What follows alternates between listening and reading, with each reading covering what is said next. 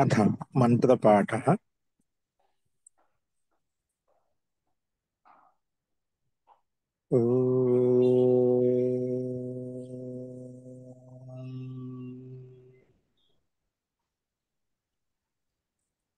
सहनाववतु सहनौ भुनक्तु सह वीर्यं करवावहै तेजस्विनावदीतमस्तु मा विद्विषावहै। ॐ शान्ति शान्ति शान्तिः।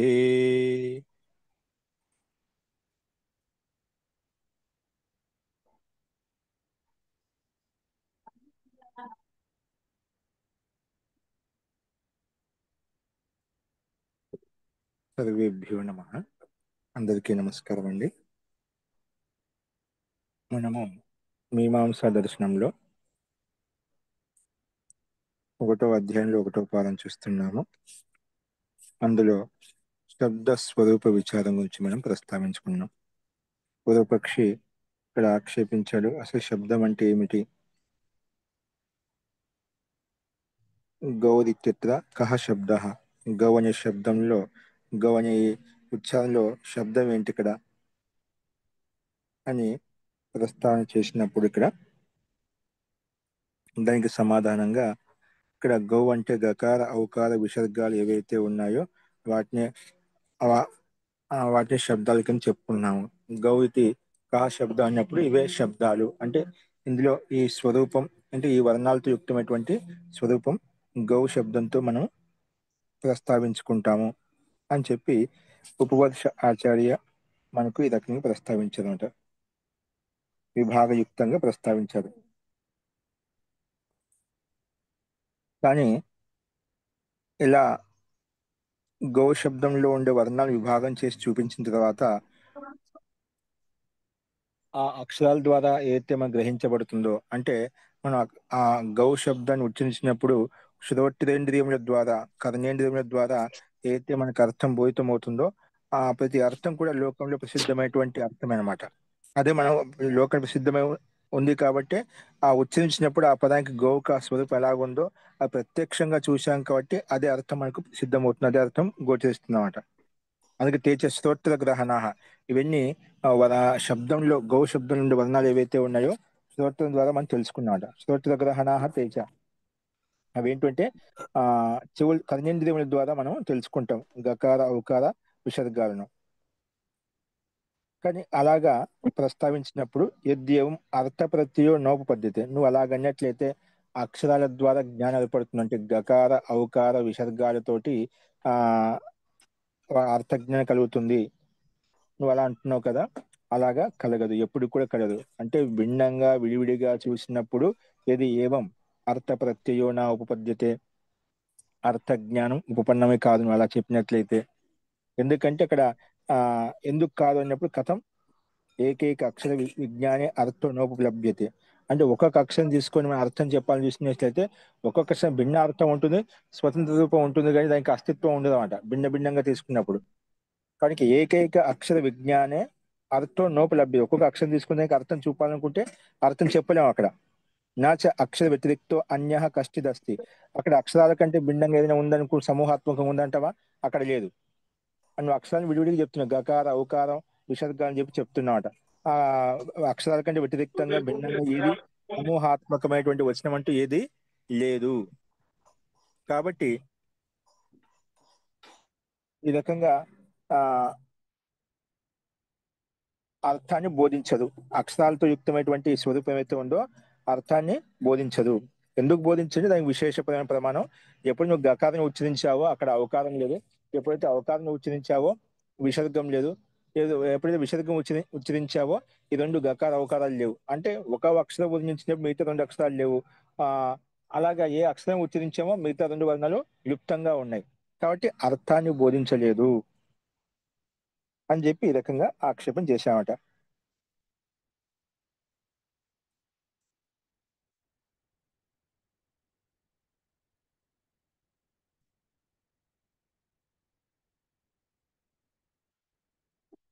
అప్పుడు దానికి సమానంగా అర్థం ప్రస్తావించినప్పుడు అందుకే ఆ, అర్థబోధన కలగదని చెప్పినప్పుడు లేదండి ఇక్కడ స్మరణ ఉంటుంది. స్మరణ ద్వారా ఆ ఆ గౌ శబ్దం యొక్క స్వరూపం తెలుస్తుంది, ఆ అర్థజ్ఞానం కలుగుతుంది అని ప్రస్తావించినప్పుడు ఆ స్మరణ అనేది కూడా అంటే గకారం ఉచ్చరించినప్పుడు ఆ గకారం యొక్క స్మరణ ఏదైతే ఉందో ఔకారాన్ని ఉచ్చరించినప్పుడు కూడా ఉంటుంది, స్మరణ ఉంటుంది. అలాగే ఆ ఔకారంతో పాటు విసర్గం ఉచ్చరించినప్పుడు గకార ఔకారం యొక్క స్మరణ ఉంటుంది. ఆ స్మరణ ద్వారా మనకు అర్థజ్ఞానం కలుగుతుంది అని పూర్వపక్ష ఆక్షేపించినప్పుడు అక్కడ కూడా నువ్వు ఎప్పుడైతే గకారం ఉచ్చరించినప్పుడు ఏదైతే స్మృతి ఏర్పడిందో ఆ గకారం ఉచ్చరించగల విధంగా శబ్దం అక్కడ నష్టమైపోయిందో అలాగే స్మృతి కూడా ఏదైతే గకారం ఉచ్చరించి ఏ స్మృతి ఏర్పడిందో ఆ స్మృతి కూడా అక్కడికక్కడే నష్టమైపోతుంది, అది క్షణికమైంది. కాబట్టి వేరే దుసర అక్షరం అంటే ఔకార అక్షరం ఉచ్చరించేటప్పుడు ఆ సంస్కారం ఆ స్మృతి కూడా అక్కడ లేదు. సంస్కారం చెప్పదు, స్మరణ కూడా అక్కడ లేదు. అలాగే విసర్గాన్ని ఉచ్చరించినప్పుడు అక్కడ గకార ఔకార యొక్క స్మృతి కూడా స్మరణ కూడా అక్కడ లేదు అని ఈ రకంగా ప్రస్తావించినప్పుడు దానికి సమాధానంగా ఆ పూర్వ అక్షరం ఏదైతే వర్ణించామో గకార ఔకారాలు విసర్గాలు అక్కడ ఆ సంస్కారం మనం ఏ కర్మ చేసినా కూడా ఉచ్చారణ రూపి కర్మ చేశాము, గకార రూపి వర్ణ రూపి కర్మ చేశాము అక్కడ ఆ ఉచ్చరణ ఆ సంస్కారం ఉంటుంది. ఆ సంస్కార అవకారం ఉచ్చరించినప్పుడు గకార సహితమైన ఔకారంతో యుక్తమై ఉంటుంది. తర్వాత విసర్గం ఉచ్చరించినప్పుడు గకార ఔకారాలతో యుక్త సంస్కారంతో యుక్తమై ఉంటుంది కాబట్టి అర్థజ్ఞానం కలుగుతుంది. అది ఆ రకంగా ప్రత్యేకం అంటే ఆ శబ్దం అనేది అర్థాన్ని బోధించగలుగుతుంది అని చెప్పి సిద్ధాంతి ఈ రకంగా ప్రస్తావించామట. సిద్ధాంతి ఈ రకంగా ప్రత్యాయక ఇది అదోష, అందుకే శబ్దం అర్థాన్ని బోధించడంలో నిమిత్తమైనటువంటిది, అర్థాన్ని బోధించడంలో ఆ తెలియచేసుకోవడంలో శబ్దం నిమిత్తంగా ఉంటుంది అని చెప్పి సిద్ధాంతి ఈ రకంగా ప్రస్తావించాడు. ఇలా చెప్పినప్పుడు ఒకవేళ అలాగైతే అంటే శబ్దం చేత అర్థజ్ఞానం అని తెలుసుకుంటాము, శబ్దం చేత అర్థజ్ఞానం తెలుసుకుంటాం అన్నట్లయితే లౌకిక వచనాలు ఉత్పన్నం కావు, లౌకిక వచనాలు మనకు ఉపపన్నం కావు అని చెప్పి పూర్వపక్షి ఆక్షేపించాడు. అప్పుడు సిద్ధాంతి లౌకిక వచనాలు ఉత్పన్నం కాకపోయినట్లయితే కాకపోని దాంతో పనే ఉంది. ఎందుకంటే లౌకిక వచనాలు అనేటివి మనకు రెండు రకాలుగా ఉంటాయి. లౌకిక వచనాన్ని ఆ ఉపపన్న ఉపపన్నార్థాన్ని అనుపపన్నార్థాన్ని అవి అర్థయుక్తంగా ఉంటాయి, నిరర్థకంగా కూడా ఉంటాయి అన్నమాట. ఎలాగంటే మనం చెప్పుకుంటాం దేవదత్త గామ అభ్యాజ, దేవతడు గ్రామానికి గామను తీసుకెళ్తున్నాడు. అలాగే అనర్థకం ఏంటంటే దశ దాడిమాని షడ్ అపూపాహ, ఉం? ఆ పలల పిండ, కుండం అజనిజం, ఇలాగ మనం అంటే భిన్న భిన్న పదాలు అంటే పూర్వ పదం రెండో పదానికి రెండో పదం మూడో పదానికి సంబంధం లేకుండా అసంబద్ధ యుక్తంగా స్వతంత్రంగా పదం తీసుకుంటే దానికి ఒక అర్థం ఉంటుంది. కానీ అసంబద్ధ యుక్తంగా పూర్వపద వాక్యాలు సంబంధం లేకుండా తీసుకున్నాం అనుకో అది నిరర్థకం అయిపోతుంది అన్నమాట. అందుకే ఇక్కడ ఈ రకంగా ఆ పూర్వపక్ష ఆక్షేపించడం దానికి సమాధానంగా అక్కడ నిరర్థకం కాదు, ఆ లోకి వచ్చిన రెండు రకాలుగా ఉంటాయి కాబట్టి సందర్భయుక్తంగా మనం తీసుకోవాలి. కాబట్టి శబ్దం ద్వారానే మనకు అర్థం బోధింపబడుతుంది. అందుకే శబ్దం ప్రత్యాయకమే, శబ్దం అనేది తెలియచేసేది ఏంటి అర్థాన్ని తెలియజేస్తుంది. కాబట్టి ఆ శబ్దము ఆ శబ్దం యొక్క అర్థం నిత్య సంబంధం కాదని చెప్పడం ఏమాత్రం ఉచితం కాదు అని చెప్పి సిద్ధాంతి నిన్న ఇంతవరకు ఈ రకంగా ప్రస్తావించారనమాట. అది నిన్న మనం చెప్పుకున్నాం. అస్తు, ఇప్పుడు చెప్పండి ఎవరికైనా ఉన్న సందేహాలు ఉన్నాయి ఇందులో.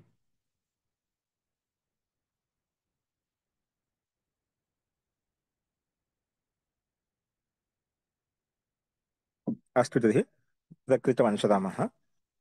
ఇప్పుడు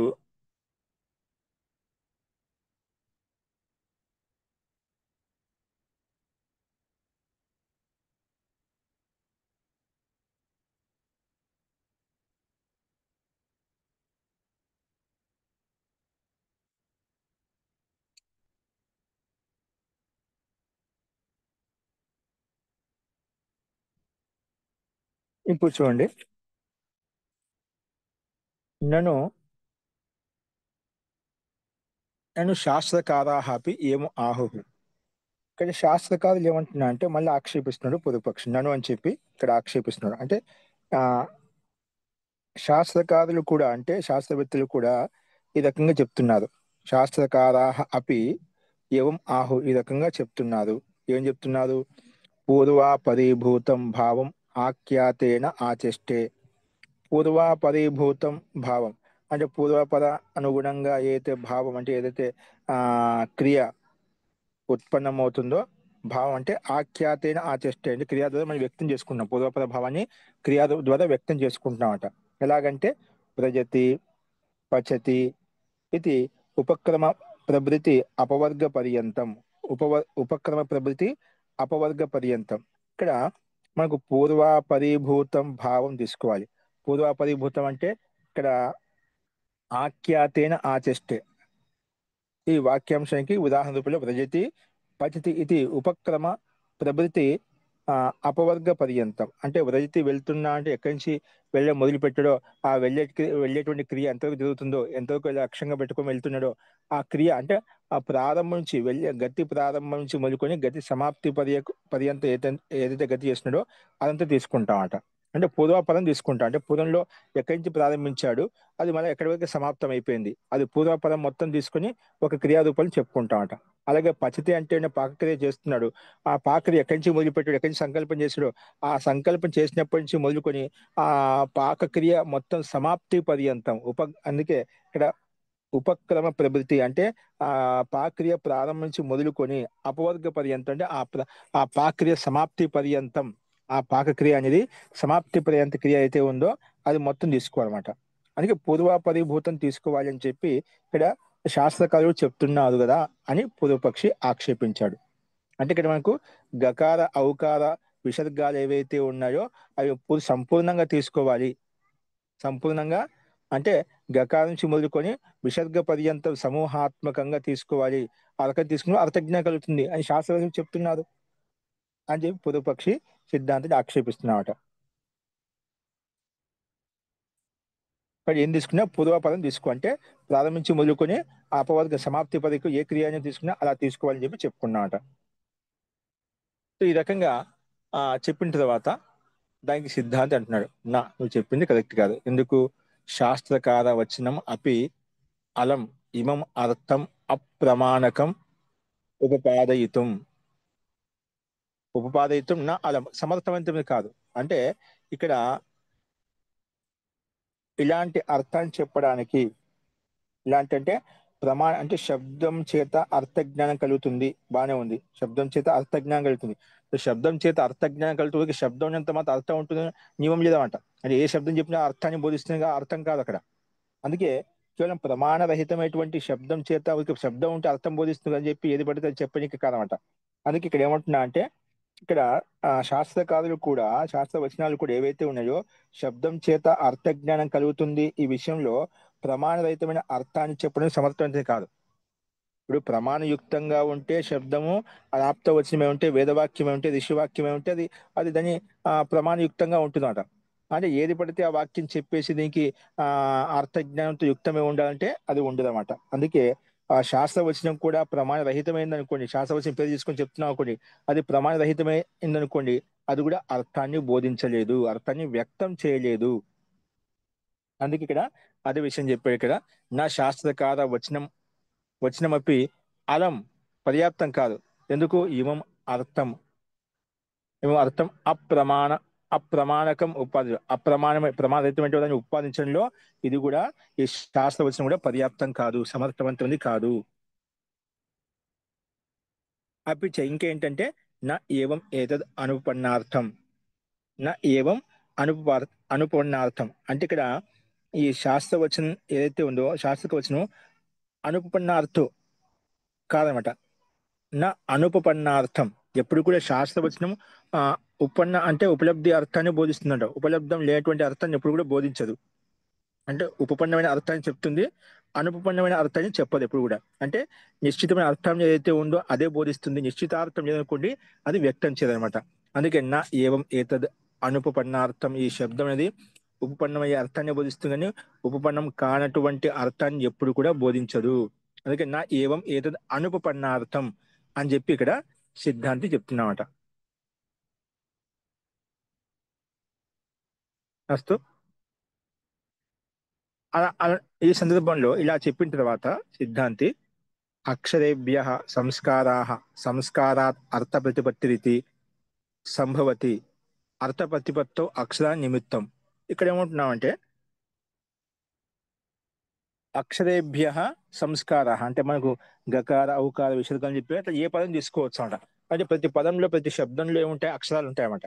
అందుకే అక్షరేభ్య సంస్కార పూర్వంలో కూడా చెప్పుకోవచ్చు సిద్ధాంతం చెప్పామంట. ఆ అక్షర జ్ఞానం సంస్కారం, ఆ సంస్కార జనితమైనటువంటి పూర్వపద ప్రసంగాన్ని బట్టి అర్థ జ్ఞానం కలుగుతుంది చెప్పి చెప్పుకున్నామంట. అర్థ జ్ఞానం కలుగుతుందని చెప్పి చెప్పుకున్నాం. ఇప్పుడు అదే ఆధారం ఆధారం తీసుకొని ఇక్కడ ఏమంటా అంటే అక్షరేభ్య సంస్కారా, అక్షరాలతోటి శబ్దంలో ఉన్నటువంటి అక్షరాలు ఏవైతే ఉన్నాయో అక్షరేభ్య సంస్కారా, ఆ సంస్కారం చేత అంటే అక్షరాలు ఉచ్చరించినప్పుడు ఏదైతే సంస్కారం మన మీద పడిందో, ఏదైతే మనకు ఆ స్మృతి అజ్ఞానం మనకు ఉందో ఆ సంస్కారం చేత సంస్కారాత్ అర్థ ప్రతిపత్తి, ఆ ఆ వర్ణం యొక్క అక్షర జ్ఞానం యొక్క సంస్కారం మనలో ఏదైతే ఉందో ఆ సంస్కారం దాని యొక్క అర్థం కూడా ఉందండి. శబ్దంతో అక్షరం దాని యొక్క అర్థం కూడా ఉంటుందన్నమాట. అందుకే సంస్కారాత్ అర్థ ప్రతిపత్తి, ఆ సంస్కారం చేత ఆ శబ్దం యొక్క అర్థ జ్ఞానం కూడా కలుగుతుంది. అర్థ ప్రతిపత్తి రీతి అంటే అర్థ జ్ఞానం కూడా మనకు కలుగుతుంది.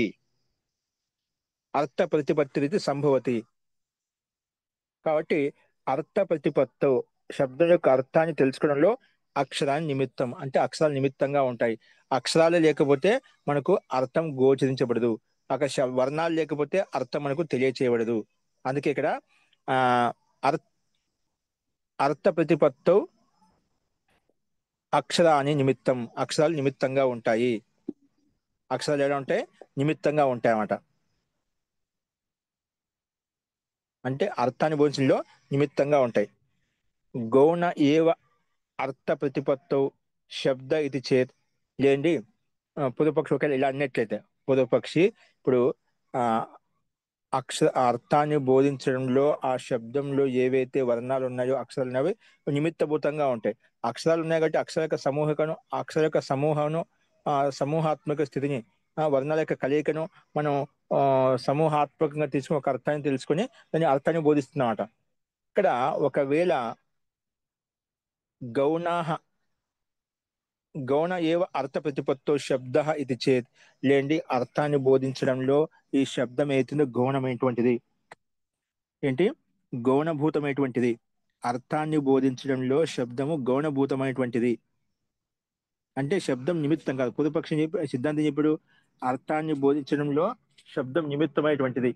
అర్థాన్ని బోధించడంలో ఏంటి శబ్దాలు వంటి వర్ణాలు అక్కడ నిమిత్తభూతమైనటువంటివి అని చెప్పి సిద్ధాంతం చెప్పాడు. ఇక్కడ ఏమంటున్నా అంటే గౌణ ఏవ అర్థ ప్రతిపత్తో శబ్ద ఇది చేత్, అంటే గౌణీభూతంగా ఉంటాయి అర్థాన్ని బోధించడంలో ఈ శబ్దము అని పూర్వపక్షి ఒకవేళ అలా ఆక్షేపించినట్లయితే నా గౌణ అక్షరేషు నిమిత్త భావ, అంటే ఆ అక్షరాల్లో గౌణీభూతమైనటువంటి నిమిత్తం ఉండదన్నమాట. అంటే అక్షరాలు ఉన్నాయి అక్కడ నిమిత్తం కాకుండా అర్థానికి నిమిత్తం కాకుండా గౌణంగా ఉంటాయని చెప్పడం ఏమాత్రం ఉచితం కాదు.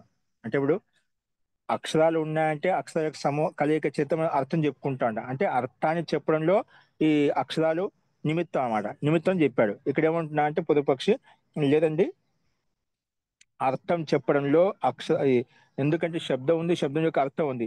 అంటే అర్థం తీసుకున్నప్పుడు శబ్దం గౌణం అయిపోతుంది, అప్రధానం అయిపోతుంది, ముఖ్యంగా అర్థం తీసుకుంటాము అని అంటున్నాడు. అందుకే గౌణం అయినది అంటే అప్రధానమైంది శబ్దము, అంటే ముఖ్యం కాదు, ముఖ్యం అర్థం తీసుకున్నాం. అర్థ జ్ఞానంలో శబ్దం గౌణభూతమైనటువంటిది అంటున్నాడు. అలా ఒకవేళ పొదుపక్షి అన్నిట్లయితే అక్కడ అలా చెప్పడం కూడా ఉచితం కాదు.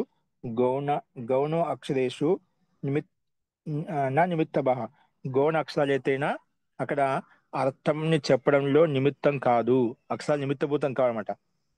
గౌణమైంది అక్షరాలు అప్రధానభూతమైనటువంటిది, అక్షరాల యొక్క కలయిక యొక్క సమూహాత్మకమైనటువంటి అర్థమైతే ఉందో అదే ప్రధానమైనటువంటిది అన్నట్లయితే అది అలా యుక్తి సంగతి కదన్నమాట.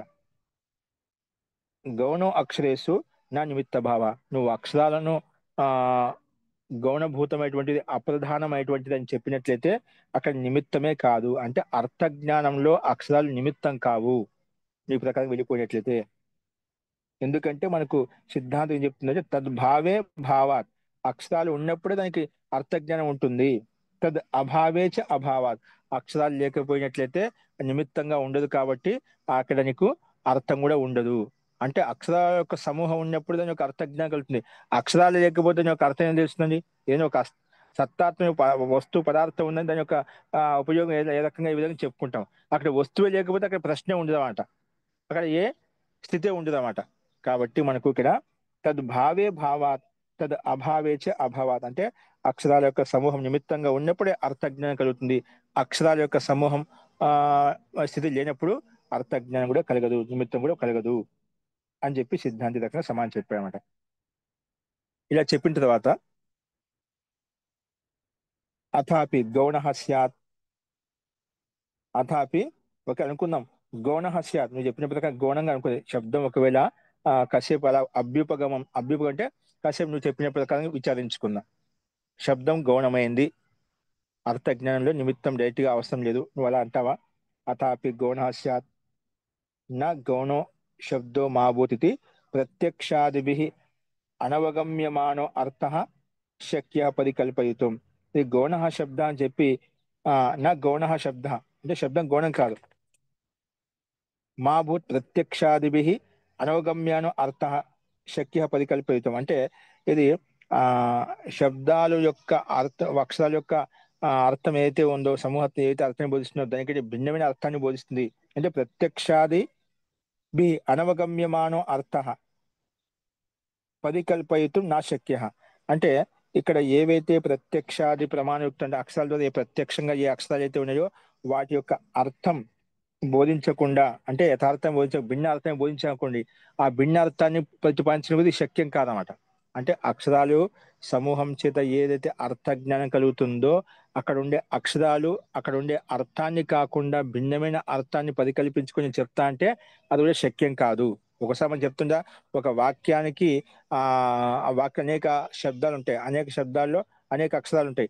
ఆ రకంగా వాటి యొక్క సమూహాన్ని తీసుకొని మనం అర్థం బోధించేటప్పుడు ఆ శబ్దము ఏ అర్థాన్ని బోధిస్తుందో అదే అర్థాన్ని బోధిస్తుందన్నమాట. అంటే భిన్న అర్థాన్ని బోధించదన్నమాట. ఓకే, నువ్వు భిన్న అర్థం కల్పించుకొని చెప్తావా అంటావా, అది కూడా శక్యం కాదు. అందుకే మా భూత్ ప్రత్యక్షాదిభిః అనవగమ్యానో అనవగమ్యమానో అర్థ పరికల్పయితుం నా శక్య. అంటే ఆ నిశ్చితమైన అర్థం కాకుండా భిన్నమైన అర్థాన్ని చెప్పడంలో సమర్థవంతమైనది కాదు. అక్షరాలు ఏవైతే ఉన్నాయో ఆ శబ్దాత్మకంగా ఆ సమూహాత్మకంగా అవి ఏ అర్థాన్ని అయితే బోధిస్తున్నాయో అదే అర్థాన్ని బోధిస్తుంది, కానీ భిన్నమైన అర్థాన్ని ఎప్పుడూ బోధించదు. అందుకే ఆ పరికల్పయుతం నా శక్య, పరికల్పన చేయడానికి ఊహించుకోవడానికి శక్యం కాదు. అంటే అక్షరాలు ఏవైతే అర్థాన్ని బోధిస్తున్నాయో అదే అర్థాన్ని బోధిస్తాయి, కానీ ఆ శబ్దాల యొక్క అర్థం ఏదైతే ఉందో దానికంటే భిన్నమైన అర్థాన్ని బోధించలేవు అన్నట్టుగా అదే అర్థాన్ని బోధిస్తాయని చెప్పి చెప్పానమాట. అందుకే ఒకవేళ అనుకున్న ఇక్కడ నహి అగ్నిర్మానవక నహి అగ్నిర్మానవక ఇత్యుక్తే అగ్నిశబ్దో గౌణో మాభూత్ ఇది జ్వలన ఏవ మానవక ఇది అధ్యవసీయతే. ఇక్కడ అగ్నిర్మానవక ఇది అగ్నిర్మానం అంటే ఆ అగ్నిస్వరూపుడు మానవుడు, అగ్నిస్వరూపుడు మానవుడు అని చెప్పి ఇక్కడ మనం ఒక వచనం చెప్పుకున్నమాట. ఇక్కడ అగ్నిస్వరూపుడు మానవుడు అంటే అగ్నిశబ్దో గౌణో మహాభూత, ఇక్కడ అగ్నిశబ్దం గౌణభూతమైనటువంటిది కాదన్నమాట. దాని యొక్క కొన్ని లక్షణాలు అక్కడ విశేష లక్షణాలు అధ్యారోపణ చేసుకున్నామట. అందుకే ఇక్కడ ఈ వాక్యంలో అగ్ని మానవక ఇత్యుక్తి రకంగా చెప్పినప్పుడు అగ్నిశబ్దో గౌణో మహాభూత, అగ్నిశబ్దం గౌణభూతమైనది కాదు, అంటే అప్రధానమైనది కాదు. ఇది జ్వలన ఏవ మానవక. ఇక్కడ ఆ జ్వలనమేమో మానవకుడు అంటే ఎప్పుడు ఆ ఎప్పుడు కూడా అగ్నియుక్తంగా ఉంటాడు, తేజయుక్తంగా ఉంటాడు అని చెప్పి ఇక్కడ ఈ రకంగా ఆ అర్థాన్ని నిశ్చయించుకోకూడదు అన్నమాట. అంటే దాని భావాన్ని నిశ్చయించుకోకూడదు. జ్వలన ఏవ మానవక ఇది అధ్యవసీయతే అంటే ఆ రకంగా మనం అధ్యవస అంటే నిశ్చయించుకోకూడదు. అంటే అగ్ని మానవ కంటే నిజంగా ఆ మానవుడు అగ్నిలాగానే ఉంటా అని చెప్పి అలా నిశ్చయించుకోకూడదు. అంటే అక్కడ లేని అర్థం కల్పించుకోకూడదు. పూర్వపక్షి యొక్క సిద్ధాంతం యొక్క అభిప్రాయం పూర్వపక్షి ఏ రకం చెప్పాడో అదే నిశ్చయించుకోకూడదు అన్నమాట. అంటే ఏ శబ్దాలకు ఏదైతే అర్థం బోధింపబడుతుందో అదే అర్థం తీసుకోవాలి. ఇక్కడ అగ్ని మానవక అంటే ఉపమా రూపాలు చెప్పిందా నువ్వు నిజంగా అగ్నిస్వరూపుడు మానవుడు అంటే అగ్నిలాగా ఉంటా అని చెప్పడము అది నిశ్చయించుకోకూడదు, అదగ్ని ప్రస్తావించకూడదు అనమాట. అందుకే జ్వలన ఏవ మానవక అయితే అధ్యవసీయతే అది నిశ్చయించుకుంటామంటే నా అది శక్యం కాదు. నా అధ్యవసీయతే నాకు సంబంధం ఇక్కడ కలుపుకోవాలి. అందుకే నాచ దీని ఇదంతా చెప్పి దీన్ని ఆధారం చేసుకుని మూల సిద్ధాంతం చెప్తున్నాడు. నాచ ప్రత్యక్షో గకారో గకారాదిభ్యో గో శబ్ద ఇది భేద దర్శన అభావాత్ అభేద దర్శనాచ. అందుకే ఇక్కడ మనం ఏం తీసుకోవాలంటే అక్షరాల యొక్క సమూహం అయితే మనం ఇప్పుడు శబ్దం అంటే చెప్పుకోండి, విడిది చెప్పుకోం గకార ఔకార విసర్గాలతో యుక్తమైనని శబ్దం అని చెప్పి చెప్పుకున్నామట. అదే శబ్దం అని చెప్పుకున్నాం. అందులో ఈ వర్ణాలతో యుక్తమైనటువంటి శబ్దము సమూహాత్మకంగా ఉంది. అన్ని వర్ణాల యొక్క సమూహం కలిసి ఒక అర్థాన్ని బోధిస్తుందని చెప్పి అది ఆ ఒక క్రమ పద్ధతిలో అది ప్రస్తావించామంట. ఇప్పుడు దాన్ని ఆధారం చేసుకుని మూల సిద్ధాంతం ఏ రకంగా ప్రస్తావిస్తున్నారంటే,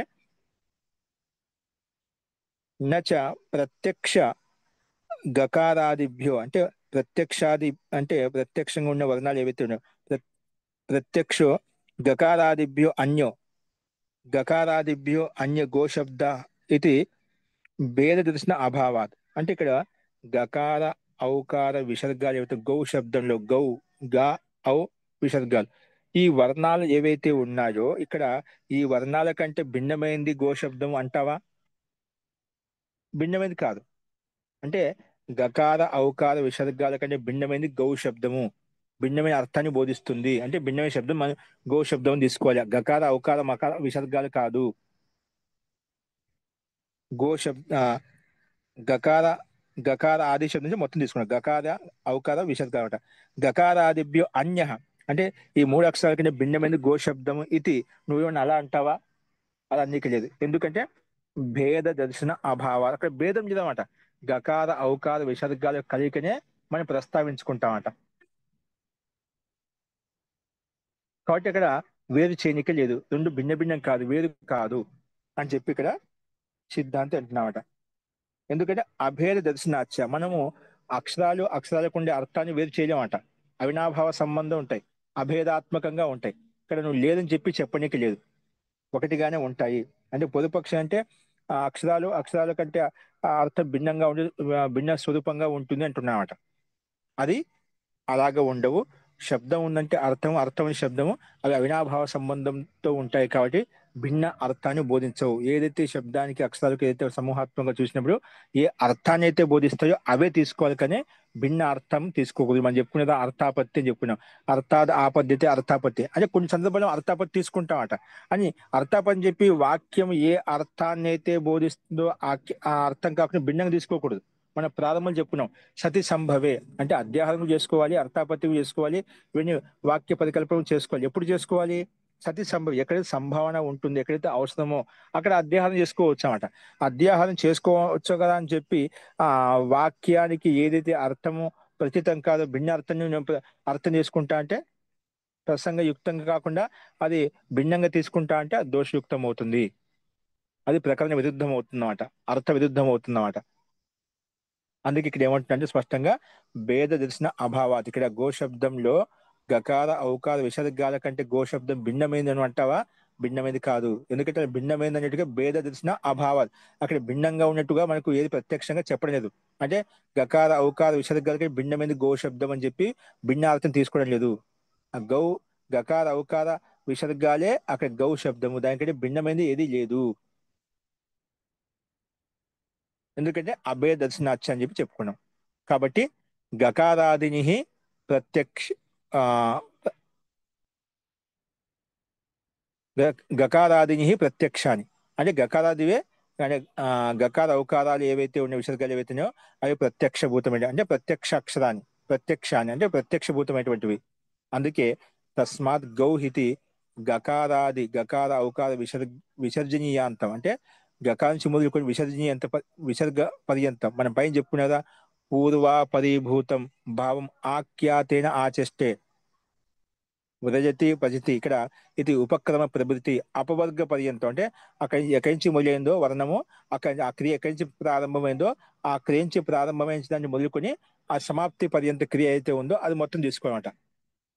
ఇప్పుడు మనం పాక్రియ మొదలు పెట్టాము, ఆ పాక్రియ మొదలుపెట్టి నుంచి ఆ పాకక్రియ అయిపోయేంత వరకు మొత్తం సమాప్తి పర్యంత కర్మానుష్ఠానం క్రియానుష్ఠాన సమాప్తి అయినంత వరకు మనం పూర్తిగా తీసుకుంటామట.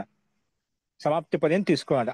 అలాగే ఇక్కడ కూడా గకాల నుంచి మొదలుకొని విసర్గ పర్యంతం మనం మొత్తం తీసుకున్నప్పుడు అది సమూహాత్మకంగా గౌ అంటే ఒక ద్రవ్య విశేషం ఒక ద్రవ్య విశేషము ఆకృతి విశేషము ఆ అని చెప్పి మనకు ఆ ప్రాణి విశేషమైనటువంటి గౌ స్వరూపం మనకు కనిపిస్తుంది, గౌ ఆకృతి మనకు కనిపిస్తుంది. ఈ శబ్దం ద్వారా అర్థబోధన మనకు కలుగుతుంది.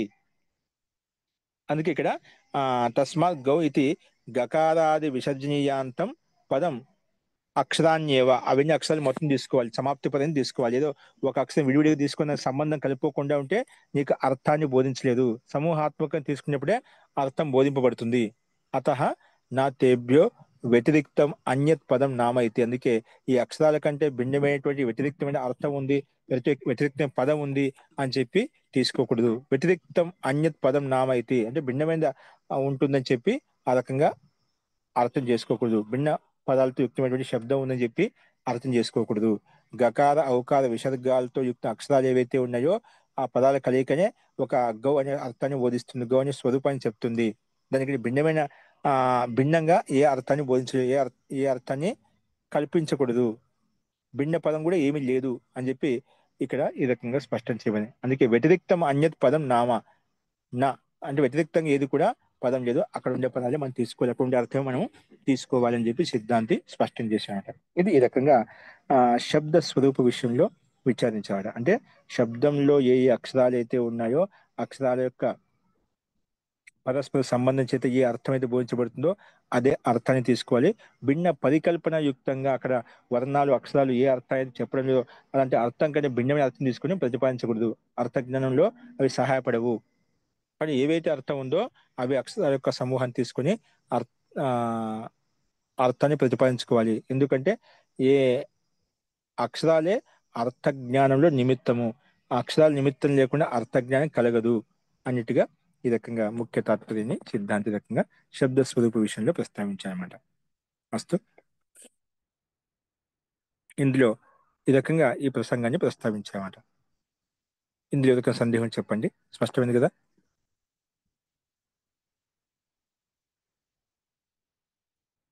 అస్తు ఇలాగ శబ్ద స్వరూప విషయంలో విచారించిన తర్వాత శబ్దార్థ విచారణ, శబ్దము ఆ శబ్దం యొక్క అర్థ విచారణ. చూడండి, ఓన్లీ ఒక శబ్దంలో మనకు 3-4 సూత్రాలు అక్కడ ముఖ్య తత్వం జైమిని మహర్షి యొక్క అభిప్రాయం చెప్పుకున్నామట. అదే విషయంలో ప్రసంగానుగతంగా ఉంది కాబట్టి ఇంత విచారణ చేస్తున్నా శబ్ద విషయంలో.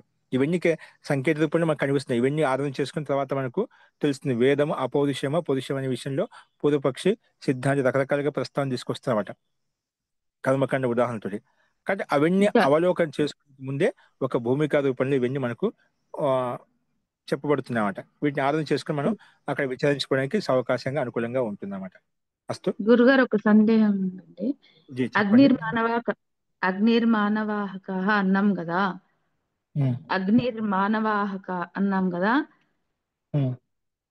అయితే అందులో అంటే మనం అక్కడ ఏం తీసుకోవాలి?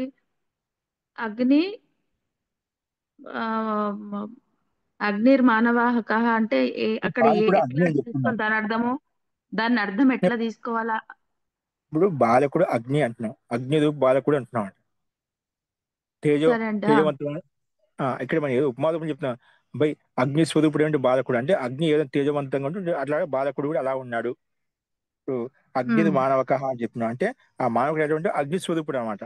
అగ్నిలో బాగా భగభగం ఉంటున్నాడు, తేజవంతంగా ఉన్నాడని అర్థం. ఇక్కడ అగ్ని శబ్దం గౌణమైంది. నువ్వు చెప్పిన ప్రకారం వెళ్తేనా పూజ చెప్తాడు. ఇక్కడ గౌ శబ్దంలో అక్షరాలు ఏవైతే ఉన్నాయో గౌణభూతమైనటువంటి అర్థం ప్రధానమైంది, అర్థమే ప్రధానమైంది, అక్షరం ప్రధానం కాదు అని పూర్వపక్ష అన్నాడు కదా. ఒకవేళ అలా అన్నట్లయితే అగ్ని మానవక అన్నప్పుడు ఇప్పుడు అగ్ని శబ్దం గౌణభూతం అయితే ఉంటుంది, ఒకవేళ మానవక శబ్దం ఉంది. ఇప్పుడు మానవక శబ్దం అన్నప్పుడు అగ్ని శబ్దం గౌణభూతమైన అప్రధానమైంది అన్నప్పుడు మానవక శబ్దానికి అగ్ని స్వరూపుడు బాలకుడు అగ్ని అలాగే తేజవంతుని చెప్పి అర్థం ఎలా వస్తుంది? అర్థాన్ని బోధించలేదు అన్నమాట. అంటే ఆ శబ్దం గౌణంగా తీసుకోకూడదు, అది కూడా ప్రధానమైంది అని అప్రధానమైందని చెప్పి నువ్వు అర్థాన్ని చెప్పలేవు. అది కూడా ప్రధానమైనటువంటిదే. నువ్వు అగ్నిని మానవక శబ్దాన్ని వేరు చేసి అర్థం తీసుకోలేవట. అగ్ని శబ్దం ఉందంటే అక్కడ మానవక శబ్దం ఉంటుంది, మానవ శబ్దం ఉంటే అగ్ని శబ్దం ఉంటుంది. రెండు కలిసి నీకు అర్థాన్ని బోధిస్తామట. అగ్ని అగ్ని స్వరూపుడు మానవుడు అని చెప్పామట, అగ్ని స్వరూపుడు బాలకుడు అని చెప్పాం. అంటే అగ్నిలాగా తేజవంతుడు అని చెప్పడం ముఖ్య ఉద్దేశం. నువ్వు అగ్ని గౌణమైందని చెప్పావు అనుకోండి, ఓన్లీ మానవుడు అనే పదం బాలకుడు అనే పదం ఏం అర్థాన్ని బోధిస్తుంది? ఎప్పుడే కదా అనేక పూర్వం తీసుకుంటే ఏమి బోధించదు, అది ఆ వాక్యం బోధించదు, అర్థ జ్ఞానం రాదనమాట. అందుకే మూల సిద్ధాంతం చెప్పుకున్నాము. పూర్వ పరీభూతం, పూర్వం నుంచి క్రియ ఎక్కడి నుంచి ప్రారంభమైందో అక్కడ సమాప్తి పర్యంతం మొత్తం క్రియను తీసుకోనమాట. ఇక్కడ అగ్నిర్మానక సంపూర్ణ వాక్యం తీసుకోవాలి. ఒక వాక్యము అర్థమైంది, ఈ శబ్దం ఇది అర్థం, మూల అర్థం తీసుకుని నేను శబ్దం తీసుకో అంటే అక్కడ అర్థం బోధించడం అన్నమాట. కుదరదు కుదరదు. కుదరదు. సరేనండి. అవినాభావ సంబంధంతో ఉంటాయి, వేరు చేయనీకి లేదు వాటిని. భేద దర్శన అభావాచ, వాటి భేదంగా దర్శించి చూపించలేవు. అంటే సంయుక్తంగానే ఉంటాయి, సంయుక్తంగానే ఉంటూనే అవి అర్థాన్ని బోధిస్తాయి. అందులో ఏదో ఒక ముక్క తీసుకుని అర్థం చెప్తా అంటే అర్థం బోధింపబడదు అన్నమాట. అస్తు. అస్తు మహోదయ. జీ. ఇప్పుడు శబ్దార్థ విచారం. ఇప్పుడు శబ్ద స్వరూపం చూపించే శబ్దంలో ఎట్లా విడగొట్టాం, దాన్ని ఎలా అర్థం తీసుకొని ఈ సమూహాత్మక అక్షరాలు కలిసి ఒక అర్థాన్ని బోధిస్తాయని చెప్పుకున్నామాట. ఇప్పుడు శబ్దార్థ విచారం, ఆ శబ్దము శబ్దం యొక్క అర్థం అవుతుందో ఆ విషయాన్ని విచారిస్తున్నాం. దాన్ని ఇంకా కొంచెం లోతుగా చెప్పడానికి చెప్తున్నారు ఇక్కడ. అందులో ముందుగా పూర్వపక్ష రకంగా ఆక్షేపించే నన్ను సంస్కార కల్పనాయామపి అదృష్ట కల్పన. నువ్వు సంస్కారం అని చెప్పావు కదా, పూర్వపక్షి ఏం చెప్పాడు, సిద్ధాంతం చెప్పాడు.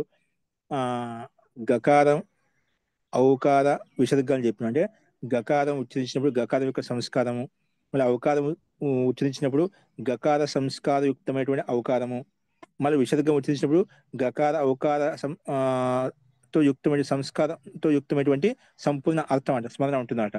అది సంపూర్ణంగా తీసుకోబడుతుంది, ఆ సంస్కారం తీసుకోబడింది. కానీ ఆ సంస్కారం కూడా అదృష్టమైంది కదా, అంటే ప్రత్యక్షం లేదు కదా. నువ్వు సంస్కార జనితమైన అర్థాన్ని కలిసి అర్థాన్ని బోధిస్తుందని చెప్తున్నావు. నన్ను సంస్కార కల్పనాయామపి అదృష్ట కల్పన. నువ్వు సంస్కారంతో యుక్తమైన అర్థాన్ని బోధిస్తుంది చెప్తున్నావు కదా, ఆ స్మృతి ఉంటుంది, ఆ సంస్కారం ఉంటుంది. ఆ సంస్కార యుక్తంగా ఉంటూ అంటే ఇక్కడ ముఖ్య ఉద్దేశం ఎప్పుడైతే గకారం ఉచ్చరించా అక్కడ అవకారం లేదు, అవకారం వచ్చినప్పుడు ఆ విసర్గం లేదు, గకారం లేదు, ఇలా ఉంది కదా. వెంటనే నష్టం అవుతుంది. అర్థం ఎలా బోధిస్తుంది? సంస్కార జనిత యుక్తంగా ఉంటూ అది అర్థాన్ని బోధిస్తుంది. ఆ సంస్కారం ఉంటుంది, అది నష్టం కాదు. ఆ స్మృతి ఉంటుంది, ఆ సంస్కారం ఉంటుంది కాబట్టి ఆ సంస్కార యుక్తంగా ఉంటూ అన్ని అక్షరాలను కలుపుకుంటూ సమూహాత్మకంగా ఉంటూ ఒక పదం యొక్క స్వరూపంగా తీసుకుంటే అర్థాన్ని బోధిస్తుంది. విడివిడిగా బోధించలేదు, సమూహాత్మకంగా పదాన్ని తీసుకొని అర్థం బోధించబడుతుంది. ఆ సంస్కారం అక్కడ ఉంటుంది అని చెప్పి సిద్ధాంతం చెప్పాడు. దాన్ని బేస్ చేసుకొని పూర్వపక్షి అంటాడు, అది కూడా ఒక అదృష్ట కల్పనే కదా, యథార్థం నీకేం లేదు కదా అక్కడ. నన్ను సంస్కార కల్పనాయామపి అదృష్ట కల్పన అక్కడ విద్యమానంగా ఉంది అని చెప్పి చెప్తున్నమాట. అప్పుడు ఉచ్యతే శబ్ద కల్పనాయాం సాచ శబ్ద కల్పనాచ శబ్ద కల్పనాయాం సాచ శబ్ద కల్పనాచ తస్మాత్ అక్షరాన్ని ఏవ పదం. అందుకే ఇక్కడ అక్షరాలే పదయుత్మకంగా చూసుకోవాలి. అంటే ఇక్కడ ఏమన్నాడు, సంస్కార కల్పనలో కూడా అదృష్ట కల్పన ఉంది, అది కూడా మనం అదృష్టాన్ని కల్పించుకుంటున్నామట.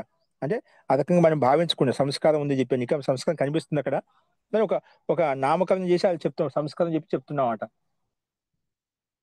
అన్నప్పుడు దానికి సిద్ధాంతం ఏమంటున్నా అంటే, నువ్వు గకారాది అక్షరాల కంటే భిన్నమైన శబ్దకి కల్పనలో కూడా శబ్ద కల్పనాయాం అంటే ఏ శబ్ద కల్పన, గకారాది అక్షరం కంటే భిన్నమైన శబ్దకి కల్పనలో కూడా ఆ సంస్కారాలకు అలాగే ఆ సంస్కారాన్ని ఆ శబ్దం నుండి కల్పించుకోవాల్సి వస్తుందన్నమాట.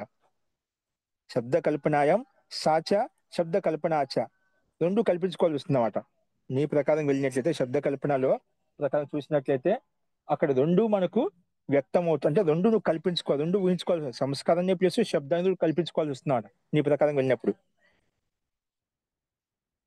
ఇప్పుడు సంస్కార కల్పనలో అదృష్ట కల్పన ఉందని చెప్పి ఆ పూర్వపక్షి అడిగాడు అనమాట. కరెక్టే. ఆ సంస్కార కల్పన గకారాది అక్షరాల విషయంలో శబ్ద కల్పన మనకు కనిపిస్తుంది.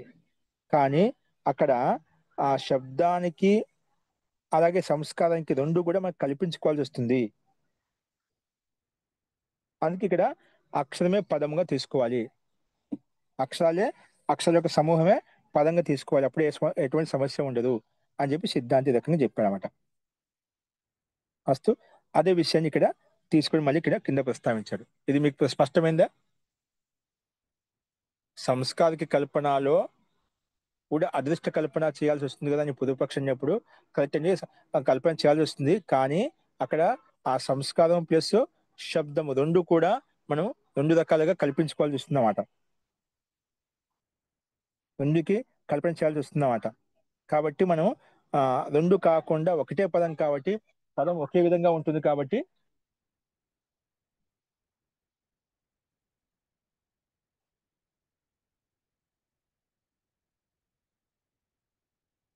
అందుకే అక్షరాల యొక్క సమూహం తీసుకునే పదంగా ఉంటుంది కాబట్టి అప్పుడు అర్థాన్ని బోధిస్తుందని చెప్పి ఇక్కడ తస్మాత్ అక్షరాన్యేవ పదం అని చెప్పి ఇక్కడ అక్కడ చెప్పుకున్నామట. చూడండి, అదే విషయాన్ని కింద మనకు ప్రస్తావించారు, అదేంటో తెలుస్తుంది. తో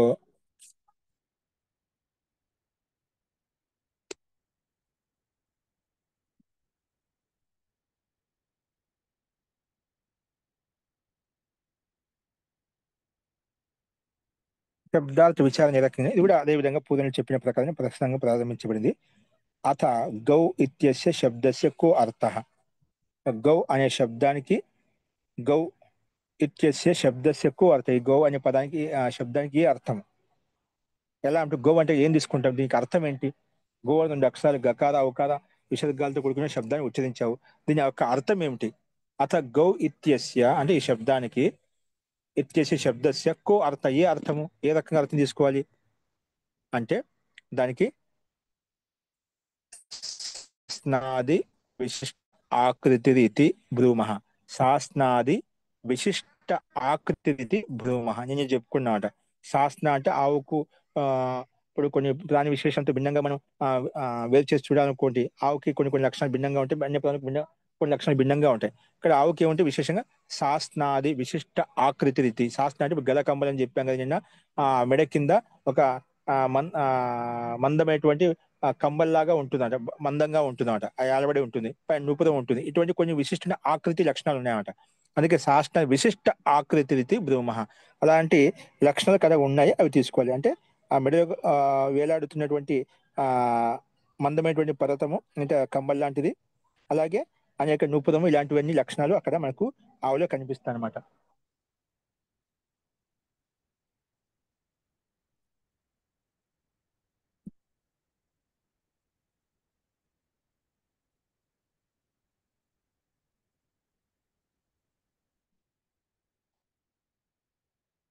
ఈ రక విశిష్ట లక్షణాలతో ఉన్నదాన్ని మనం గౌ అనే శబ్దం, గౌ అనే అర్థం కింద చెప్పుకుంటాము. ఇది ప్రాణి విశేషం, అర్థ విషయం ఇలా ఉంటుందని చెప్పి ఒక లక్షణం కొంచెం చెప్పుకున్నామట. నన్ను ఆకృతి సాధ్య అస్తివ నవా ఇది. ఇక్కడ ఈ సందర్భంలో ఇలా అడిగిన, ఇలా చెప్పినప్పుడు, కానీ ఇక్కడ పూర్వపక్షం ఏమంటున్నా అంటే, నువ్వు ఆకృతి చెప్పావు కదా, శాస్త్రాది లక్షణాలతో విశిష్ట లక్షణాలతో ఉండేదాన్ని గౌ అని చెప్పి చెప్తామని చెప్పి, ఇదే దీని యొక్క అర్థం, గౌ శబ్దానికి అర్థం అని చెప్పావు కదా. అక్కడ మనం పూర్వపక్షి శబ్ద స్వరూప విచారణ చేసినప్పుడు ఏం అడిగినాము అక్కడ, అక్కడ అత గౌ ఇత్యుత కహ శబ్ద, గౌ అనేది శబ్దం ఏంటి? ఇక్కడ ఏమంటున్నావు, ఆ శబ్ద స్వరూపం విచారించుకున్న తర్వాత ఇక్కడ దానికి దీనికి ఏంటి, ఇక్కడ గౌ ఇత్య శబ్దస్య కహ అర్థ. అక్కడ శబ్దం అంటే అడిగాము. అక్కడ శబ్దం ఏంటన్నప్పుడు గకార ఔకార విసర్గాలతో ఉన్నదని శబ్దం అని చెప్పి చెప్పుకున్నా. ఇక్కడ దీని యొక్క గకార ఔకార విసర్గాలతో కూడిన దాని శబ్దానికి ఏ అర్థం తీసుకోవాలి, ఏ అర్థం తీసుకోవాలన్నప్పుడు ఇదే చెప్పుకున్నాం. శాస్త్రాది విశిష్ట ఆకృతిం బ్రూమః. అంటే ఆ విశిష్ట లక్షణాలు ఆవులో ఏవైతే ఉన్నాయో అవి తీసుకుంటాము. దాన్ని గౌ అనే శబ్దానికి ఇది అర్థము. ఈ రకంగా ఆకృతి విశేషంతో ఈ లక్షణాలు దొరుకుతాయి, ఈ ప్రాణి విశేషాన్ని ఆవు అంటామని చెప్పి దీని యొక్క అర్థం ఇది అని చెప్పి చెప్పుకున్నామట. ఇలా అన్నప్పుడు పూర్వపక్షం మళ్ళీ ఏమంటే, నన్ను ఆకృతి సాధ్య అస్తివా నవా ఇది. ఇప్పుడు అలా అనే పూర్వపక్షం ఏంటంటే, ఇక్కడ ఆకృతి సాధ్య అస్తి అంటే సాధ్యమైనమాట, అథవా నహి, ఇది ఆకృతి సాధ్యమైందా, సాధ్య లేదంటే అథవా లేదా అని అర్థం. ఇక్కడ నువ్వైతే ఆకృతి అంటున్నావు కదా, అది సాధ్యమైందంటే అది సాధింప చేసుకోవాల్సిందే, లేదంటే అవసరం లేదా అంటే గో అనగానే అర్థ స్వరూపంతో యుక్తమైన అదే స్వరూపం కనిపిస్తుందా, అందుకే సాధ్యమైందా కాదా, సాధ్య అస్తివా నవా ఇది, ఇలా ప్రశ్నించినప్పుడు దానికి సమాధానంగా నా ప్రత్యక్ష సతి,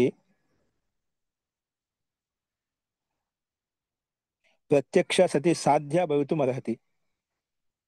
రుచక స్వస్తికో వర్ధమానక ఇది ప్రత్యక్షం దృశ్యతే. ఇక్కడ ఏమంటున్నా అంటే, ఇక్కడ ప్రత్యక్షంగా ఉంటూ కూడా నా ప్రత్యక్ష సతి అంటే ప్రత్యక్షంగా ఉంటూ కూడా సాధ్య భవితుం నా అర్హతి, నాకు సంబంధం ఇక్కడ నా భవితుం అర్హతి. అది సాధ్యంగా ఉంటూ కూడా ప్రత్యక్ష సతి సాధ్య భవితుం నా అర్హతి అంటే ఇక్కడ సాక్షాత్ ప్రత్యక్షంగా ఉంటూ కూడా అది సాధ్య రూపం అయితే కాదు, సాధ్య రూపం కాదనమాట. ఎందుకంటే రుచక, స్వస్తిక, వర్ధమానక అంటే వర్ధమానక అంటే కొన్ని ఆభూషణ విశేషాలు అనమాట. ఇవన్నీ ప్రత్యక్షం కనిపిస్తున్నాయి. ఇవన్నీ ఏంటంటే ఇవన్నీ ప్రత్యక్ష కనిపిస్తున్నాయట. అంటే ఆ కొన్ని లక్షణాలు మనం చెప్పుకున్నామట. అంటే కొన్ని చిహ్నాలు, ఒక్కొక్క ఆ విశేషణలు కొన్ని కొన్ని విశేష లక్షణాలు ఉంటాయి కదా. అవన్నీ కూడా రుచక స్వస్తికో వర్ధమానక ఇది ప్రత్యక్షం దృశ్యత, ప్రత్యక్షం కనిపిస్తున్నాయి. అందుకే ఇక్కడ సాధ్య అని చెప్పనిక కాదు, సాధ్యమైందా ఇది కాదా అంటే ఇది ప్రత్యక్షంగా ఉంటూ కూడా సాధ్యం కాదు. ఎందుకంటే ఇవన్నీ లక్షణ అంటే ఇవన్నీ విద్యమానంగా ఉంది. సాధ్యమే సాధించుకోని కాదు, విద్యమానంగా ఉంది అని సిద్ధాంతి యొక్క అభిప్రాయం. లేదంటే ఇక్కడ వ్యామోహ ఇది చేత్, లేదంటే వ్యామోహ కారణం అలా చెప్తున్నావు, వాస్తవంగా ఇది ఆ సాధ్యమైందే అని విద్యమానంగా లేవు, ఇవన్నీ లక్షణాలు ఇవన్నీ లేవు. వ్యామోహ ఇది చేత్, వ్యామోహపూర్వకం నువ్వు చెప్తున్నావు అని అన్నట్లయితే నా అసతి ప్రత్యయ విపర్యాసే వ్యామోహ ఇది శక్యతే వక్తుం. నా అసతి ప్రత్యయ విపర్యాసే అంటే ఇక్కడ అసతి ప్రత్యయ అంటే ప్రత్యజ్ఞానం విపరీతంగా ఉన్నప్పుడు వ్యామోహ ఇది దృశ్యతే నా వక్తుం. ఇక్కడ ఇక్కడ మనకు విపర్యాసం అంటే విపర్యాసం మిథ్యాజ్ఞానంగా మనకు కనిపించలేమన్నమాట. మిథ్యాజ్ఞానంగా లేనప్పుడు వ్యామోహం అని చెప్పి ఎలా చెప్పగలుగుతాం అంటే యథార్థంగా అక్కడ విద్యమానంగా ఆ శాస్త్రాది విశిష్ట ఆకృతి విశేషము గౌలో ఏ లక్షణాలు అయితే ఉన్నాయో అవన్నీ లక్షణాలను ప్రత్యక్షంగా మనకు మిథ్య కాకుండా యథార్థంగా ప్రత్యక్షంగా కనిపించినప్పుడు ఇది ఆ వ్యామోహ ఇది వక్తున్నా శక్యత. ఇక్కడ వ్యామోహ కారణంగా చెప్పామని చెప్పి అది చెప్పనీకి లేదన్నమాట. అలాగా కాదు అని చెప్పి చెప్పామట. అందుకే అసత్యపి అర్థాంతరే ఏవం జాతీయకో భవతి. అసత్య అసత్యపి అర్థాంతరే ఏవం జాతీయకో భవతి. ఏవం జాతీయకో భవతి ప్రత్యయ. అంటే ఇక్కడ అర్థాంతరి అంటే ఈ శబ్దానికి అర్థాంతరంలో అసత్య అసత్యపి అంటే లేకపోయినప్పుడు కూడా అర్థాంతరి ఏవం జాతికో అంటే భిన్నంగా ఇటువంటి ప్రకారంతో యుక్తమైనటువంటి జ్ఞానం కలుగుతుందన్నమాట. ఏ రకంగా అంటే పంక్తి యూతం వనం యథా ఇది చేత్ అంటే ఇప్పుడు అర్థం అక్కడ లేకపోయినప్పుడు కూడా అటువంటి ప్రకారంతో యుక్తం వేరే అర్థం బోధిస్తుంది. అక్కడ అర్థం లేకపోయినప్పుడు నీకు అర్థాన్ని ఏ శబ్దం ఉందంటే అది ఒక అర్థం బోధిస్తుంది కదా. అంటే అక్కడ ఏ అర్థాన్ని అయితే బోధించకుండా అర్థాంతరం అసత్యపి అర్థాంతరే ఏవం జాతీయ అంటే అటువంటి రకమైనటువంటి ప్రకారం యుక్తమైనటువంటి అర్థాన్ని బోధిస్తుంది. భౌతి ప్రత్యయ జ్ఞానం కలుగుతుంది. ఏ రకంగా జ్ఞానం కలుగుతుందంటే ఇక్కడ చెప్పారు పంక్తి యూతి ఇవన్నీ స్వతంత్ర పదాలు అన్నమాట. అని పరస్పర సంబంధయుక్తంగా లేవన్నమాట.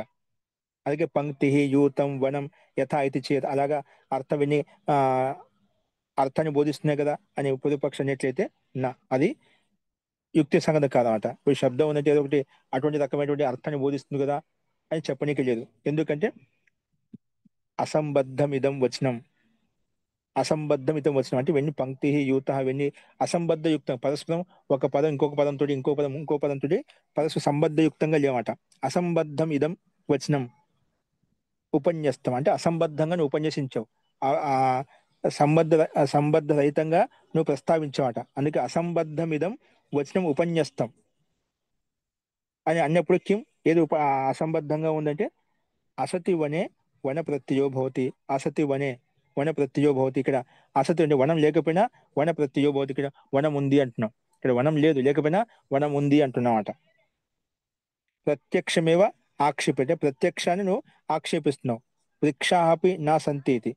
ఇప్పుడు ప్రత్యక్ష వృక్షాలు అంటే వృక్షాలు లేవు అని చెప్పి ఆక్షేపిస్తున్నావు. అంటే ఉన్నది లేనట్టుగా లేని ఉన్నట్టుగా నువ్వు ఆక్షేపిస్తున్నావు అట. ప్రత్యక్షమేవ ఆక్షిప్యతే వృక్షాపి నా సంతి ఇది. అంటే వృక్షాలు ఉన్నప్పుడు కూడా లేవని చెప్పి అంటున్నావు. ఈ రకంగా యద్దేవం ప్రయుక్త స మహాన్ మహాయానిక పక్ష. ఇది ఏవం ప్రయుక్త ఈ రకంగా ప్రస్తావించినట్లయితే స మహాయానిక పక్ష ఇది మహాన్ దోషం అవుతుందన్నమాట. అందుకే ఇక్కడ అత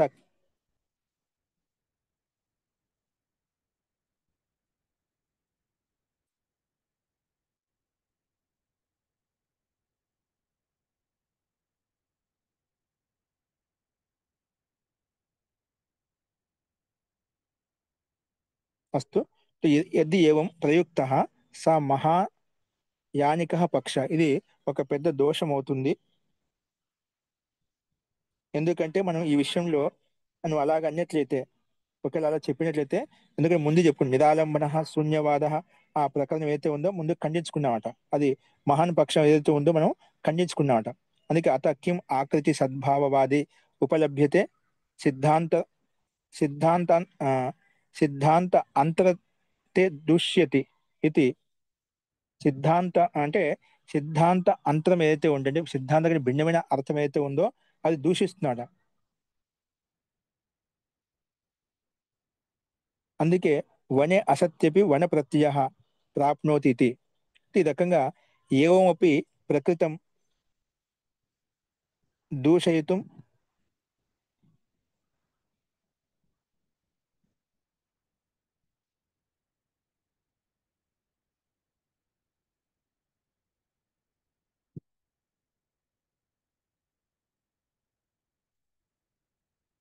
ఏవమపి ప్రకృతం దూషయితుం అశ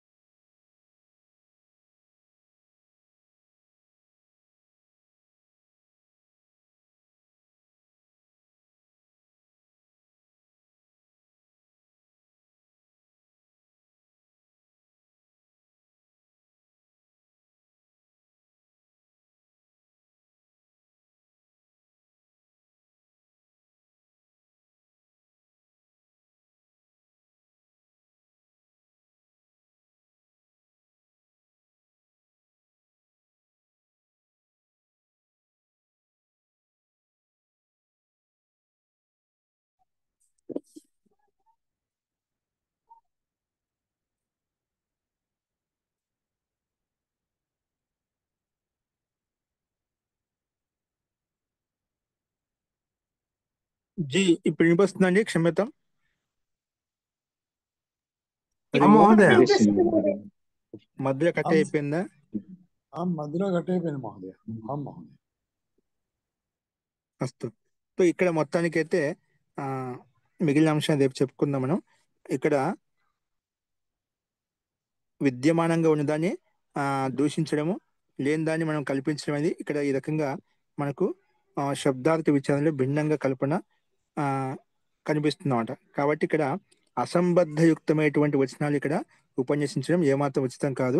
అది పరస్పర సంబద్ధయుక్తంగా ఉన్నప్పుడు అర్థాన్ని బోధిస్తాయి.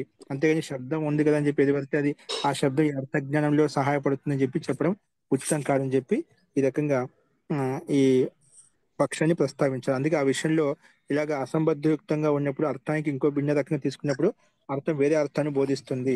అది శూన్యవాద పక్షంలో నిరాలంబనవాదం శూన్యవాద పక్షిని ఇలా ఖండించామో ఇది కూడా అలాగే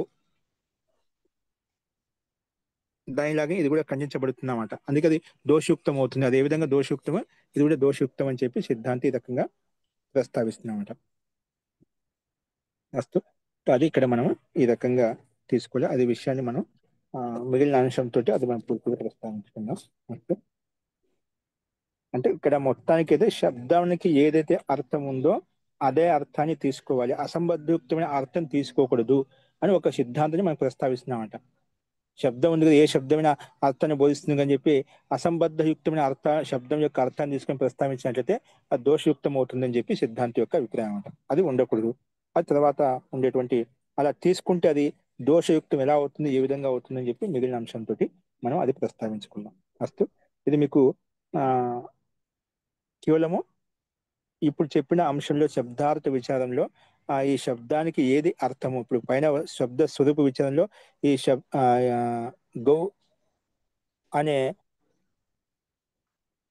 శబ్దాన్ని ఉచ్చరించినప్పుడు దాంట్లో ఏ శబ్దాలు ఉన్నాయి, ఏ వర్ణాలు ఉన్నాయి అడిగినప్పుడు దాని యొక్క స్వరూపంలో విడదీసి చెప్పుకున్నామాట.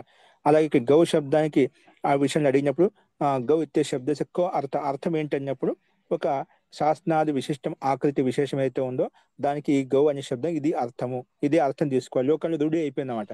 గౌ శబ్దానికి అనేక అర్థాలు ఉన్నాయి. గౌ శబ్దానికి త్రినాల అర్థం వస్తుంది. ఇంకా భిన్న భిన్న అర్థాలు మనకి వస్తాయి. గౌ అంటే సూర్యుడు అనే అర్థం కూడా వస్తుంది, ప్రకాశం అనే అర్థం వస్తుంది, అనేక అర్థాలు వస్తాయి. వచ్చినప్పటికి కూడా ఇక్కడ ఇక్కడ ఈ శాస్త్ర ఒక లోకంలో రుడి అర్థం ఒక శాస్త్రాది విశిష్ట ఆకృతి గౌ అని చెప్పి చెప్పుకున్నమాట. అలాగా ఆ సంబద్ధయుక్తమైనటువంటి అర్థం తీసుకుని ఆ ప్రసకరణ గుణంగా అర్థం తీసుకోమాట. అసంబద్ధంగా వీడ అదే అర్థం ఇస్తుంది కదా అని చెప్పి భిన్న అర్థం తీసుకుంటే అది అర్థాన్ని బోధించదు. ఎప్పుడు ఎక్కడ ఏ రకంగా ఏ ప్రకరణలో ఏ అర్థం తీసుకోవాలి, ఏ శబ్దానికి ఏ అర్థం తీసుకుంటే అది యుక్తి సంగతంగా ఉంటుంది అనేది ఇక్కడ మనకు ప్రస్తావన అనమాట, ప్రకరణం అంతా కూడా. బట్ అది మనం ఏంటో మిగిలిన అంశం ద్వారా మనకు స్పష్టం అవుతుంది, అది గుర్తుపెట్టుకునే చదివి. కానీ సంబద్ధయుక్తమైన అర్థాన్ని తీసుకోవాలి, అసంబద్ధయుక్తంగా ఉండే అర్థాలు తీసుకుంటే అది అర్థాన్ని బోధించదు అనే విషయాన్ని ఇక్కడ ప్రస్తావించాడు అనమాట. అస్తు, అదేంటో మిగిలిన అంశం రేపు చూద్దాం. ఓకే, ఇందులో ఎవరికైనా సందేహం ఉందా?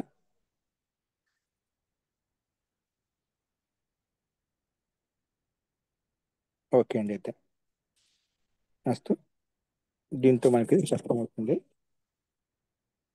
వాటి యొక్క సంబంధ విచారణ చేసినప్పుడు అప్పుడు మనకు శబ్ద స్వరూప విచారణ, శబ్దార్థ విచారణ, శబ్దార్థ విచారణ తర్వాత శబ్దార్థయో సంబంధ విచారణ, ఈ మూడు మనకు ప్రస్తుతం ముందు ఎదురుగా ఉన్నప్పుడు మీకు ఆ శబ్ద స్వరూపానికి, శబ్దార్థానికి, శబ్దార్థ మధ్య సంబంధానికి అర్థం ఏంటో మనకు తెలుస్తుంది అన్నమాట.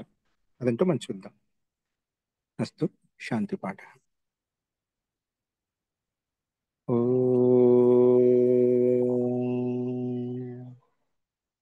సర్వే భవంతు సుఖినః, సర్వే సంతు నిరామయాః, సర్వే భద్రాణి పశ్యంతు, మా కశ్చిత్ దుఃఖభాగ్ భవేత్. ఓం శాంతి శాంతి శాంతి. సర్వేభ్యో నమః. అందరికీ నమస్కారం అండి. నమస్తే మహోదయ. విజయలక్ష్మి. నమస్తే నమస్తే నమస్కారం ఆచార్య, ధన్యవాదాలు. జీ నమస్తే. నమస్తే మహోదయ. నమస్తే సార్. సర్వేభ్యో నమః. నమస్తే మహోదయ. నమస్తే ఆచార్య. జీ ధన్యవాదాలు. లలిత గారు, ఆ రికార్డింగ్ మీరే ఎండ్ చేయండి, మీ దగ్గరికి వచ్చేసింది హోస్ట్. అది మధ్యలో అకస్మాత్ ఆగిపోవడం వల్ల. అస్తు, ఓకే అండి.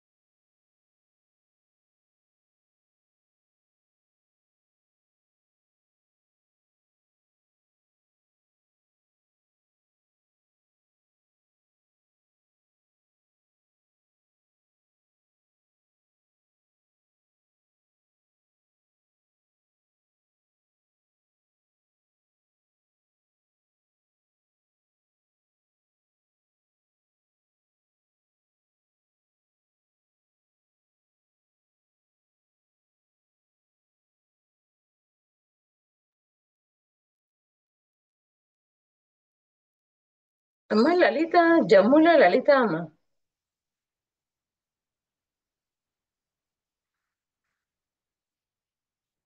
జమ్ముల లలిత అమ్మ. నమస్తే నమస్తే. అమ్మ హోస్ట్ మీకు వచ్చింది కదా?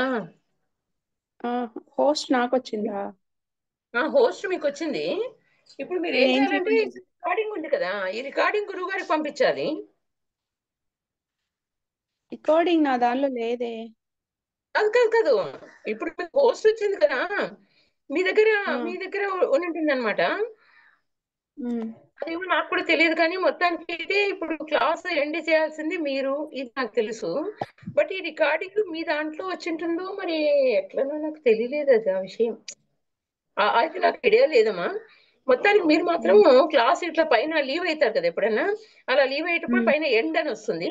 ఆ ఎండ్ మీరు ఎండ్ క్లోజ్ చేస్తేనే నొక్కమంటే క్లాస్ నొక్కేస్తాను.